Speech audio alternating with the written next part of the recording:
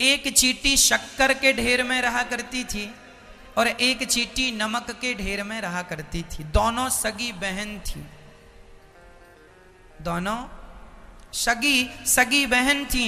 एक चींटी नमक के ढेर में रहती थी, नमक खाती थी, और एक शक्कर के ढेर में। एक दिन शक्कर खाने वाली चींटी नमक खाने वाली चींटी के घर चली गई, चलो अपनी बहन से मिलके आऊं। तो शक्कर खाने वाली चींटी जब नमक खाने वाली चींटी के घर पे गई तो नमक वाली चींटी से मिलके बड़ा गले मिली, दुलार हुआ, हाल चाल पूछा। नमक वाली ने, बहन कैसी हो? शक्कर खाने वाली ने कहा, बहन बहुत अच्छी हो, भगवान का दिया सब कुछ है, सुखी हूं, सब ठीक ठाक चल रहा है, भगवान बढ़िया खाने को देते हैं, बढ़िया खाती हूं, मैं शक्कर खाती हूं। अच्छा, नमक वाली चींटी जानती ही नहीं थी शक्कर क्या होती है, क्योंकि उसने कभी खाया नहीं, वो तो नमक खाती थी। तो नमक वाली चींटी ने शक्कर खाने वाली चींटी को परोसा, क्या? नमक परोसा। उसके पास नमक था, नमक परोसा, बहन खाओ, हम तो ये खाते हैं। और जब शक्कर वाली चींटी ने नमक खाया, वो मीठा खाती थी और नमक खारा खारा, थू थू थू थू थू थू, पर उसने बोला कुछ नहीं, क्योंकि सबकी अपनी अपनी स्थितियां हैं। कोई हलवा पूड़ी खाता है, कोई बासी रोटी खाता है। तो बासी रोटी खाने वाले को देख के हमें हंसना तो नहीं चाहिए कि तुम बासी रोटी खाते हो।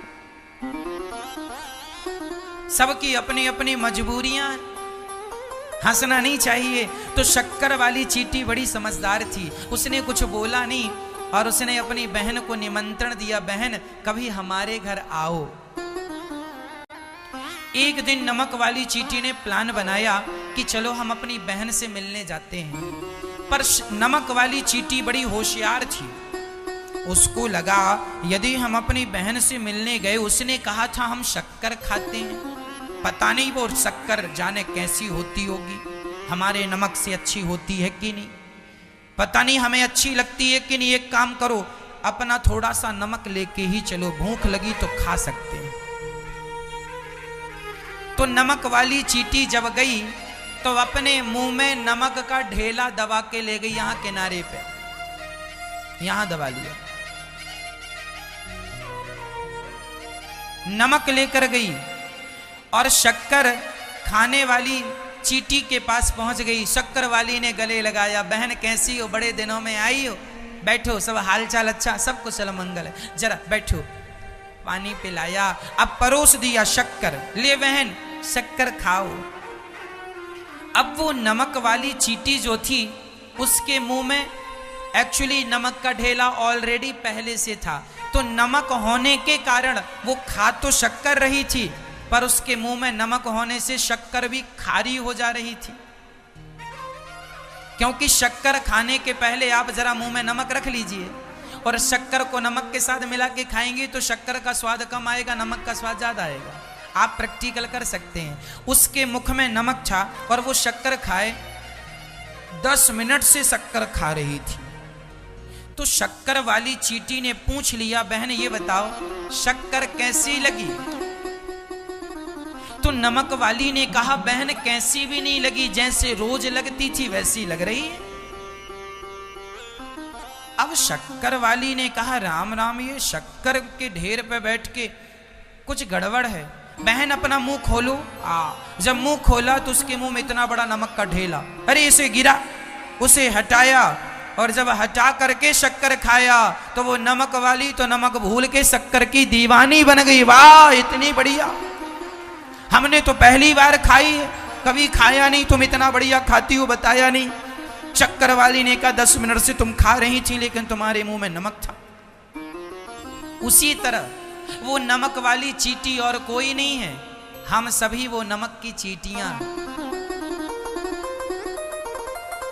आप लोग बैठे हैं शक्कर के ढेर में, जो कथा सुन रहे हैं आप लोग, जो वृंदावन धाम में बैठे हैं आप लोग, ये शक्कर का ढेर है।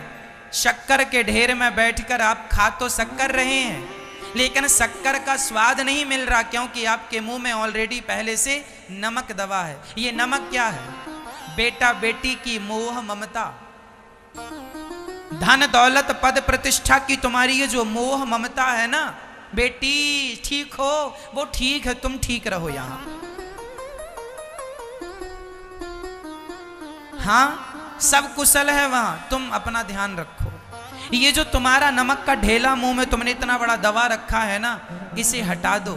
यदि ये नमक का ढेला तुम्हारी मोह ममता, तेरा मेरा, ये तेरा ये मेरा, अरे वृंदावन में आए हो, केवल भगवान पे मन लगाओ, केवल बिहारी जी के चरणों का चिंतन करो, घर में बैठ के भी बिहारी जी के चरणों का चिंतन करो। हाँ, और आप जो घर में बैठ के सुन रहे हैं, आप लोग भी जो नमक का ढेला रखे हैं, ये तेरा ये मेरा, ये मेरी बेटी, ये मेरा बेटा, ये मेरा, ये सब हटा दो।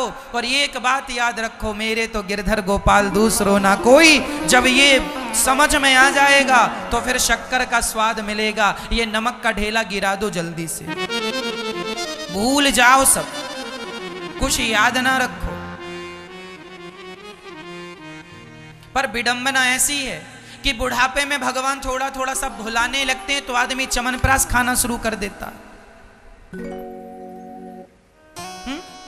अरे भगवान चाह रहे हैं कि तुम सब भूल जाओ, इसीलिए तुम्हारा दिमाग खिसकने लगा थोड़ा थोड़ा। बुढ़ापे में आदमी खिसक जाता है।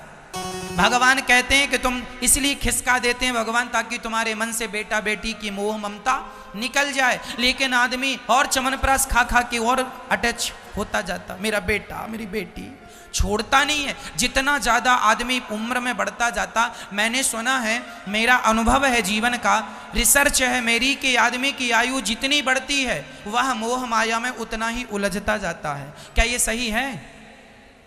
हाँ या ना? आप ना जितना बूढ़े होते जाएंगे, आप अपनी बेटी, मेरा बेटा, मेरा ना बेटा